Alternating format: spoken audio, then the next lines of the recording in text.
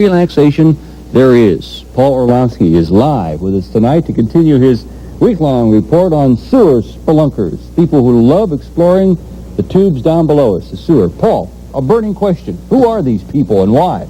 Well, I suppose as we prepared this report, Ted, I was actually one of them. But really, they come from all walks of life. I suppose you could compare them to a sort of modern-day thrill seeker.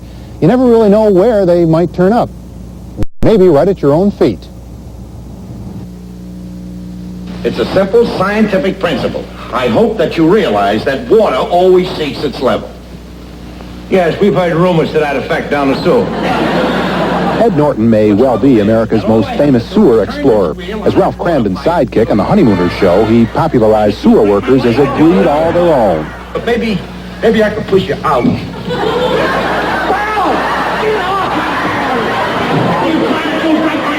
There is little doubt sewer spelunkers are a different breed, too. Why else would they brave a possible deadly situation? All set. Here we go. Even the drop into some sewers is dangerous. That leg brace is from a near-deadly fall for one of the explorers. We'll call him Bill. It happened years ago as he taught his future wife to explore caves. Today, they explore sewers together. This way, you don't need a babysitter. You can drop it off at your mother-in-law's and get into a cave or a sewer. Most agree that is an unusual date. There is a camaraderie here, comparison of equipment, even comparison of knots. You just make yourself a crummy, ordinary overhand knot, but you pull the short end tight. Okay. Carabiners, cable ladders, and no stretch rope are mandatory. Safety is a high priority. That blue one isn't too trustworthy. I'd put two on, one on each side. Even inside the sewer, you never know when rust may have taken its toll. But do they do enough? Above ground, elevation changes from street to street. Below ground, those changes are handled this way. That makes the buddy system mandatory, but deadly gas or explosive spills, no buddy system can counter. Their main risk is to their own lives.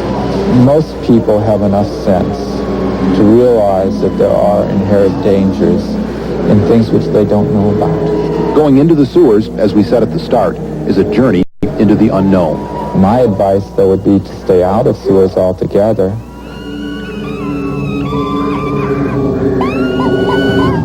We really can't say enough about the dangers of going down into the sewers. One of the problems is that the dangers that are there are invisible, Ted.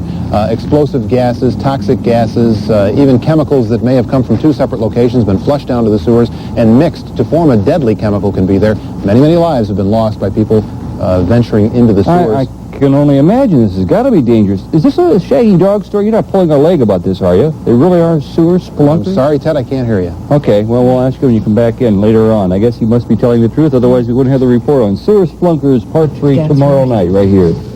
And whatever the answer there